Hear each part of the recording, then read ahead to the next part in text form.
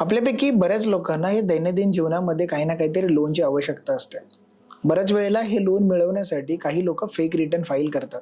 Fake return file करत असताना बरेचशा टॅक्सचं knowledge नसल्यामुळे काही टर्नओव्हर त्यांच्या रिटर्न्समध्ये दाखवतात आणि एक small amount of profit declare करून ते लोक रिटर्न फाईल करतात. पण या सगळ्यांना जर जीएसटीचे प्रोव्हिजन्स प्रॉपर पद्धतीने माहिती नसतील तर तुम्हाला भविष्यामध्ये प्रॉब्लेम येऊ शकतो. जीएसटीच्या रूल प्रमाणे तुमचं 20 लाखाच्या वरती जर टर्नओव्हर असेल, जर तुम्ही सर्व्हिस प्रोव्हाइड करता आणि ट्रेडिंगमध्ये असाल तर 40 लाखाची लिमिटवरती जर तुम्ही सेल करत असाल तर तुम्हाला जीएसटी नंबर घेणं हे कंपल्सरी आहे.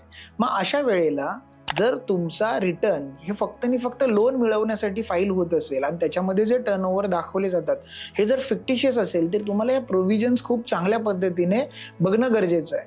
बऱ्याच केसेस आतापर्यंत अशा समोर आलेल्या आहेत की त्याच्यामध्ये ह्या सगळ्या गोष्टी बघितल्या नसल्यामुळे ह्या लोकांना जीएसटी डिपार्टमेंटकडून नोटिसेस आलेले आहेत की तुमचा हा जो टर्नओव्हर आहे हा जीएसटीच्या लिमिटपेक्षा क्रॉस झालाय आणि त्याच्यावर तुम्हाला जीएसटी भरावं लागेल.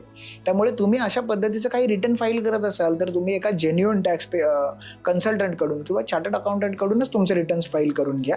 अन्यथा तुम्हाला भविष्यामध्ये खूप सारे प्रॉब्लेम येऊ शकतात.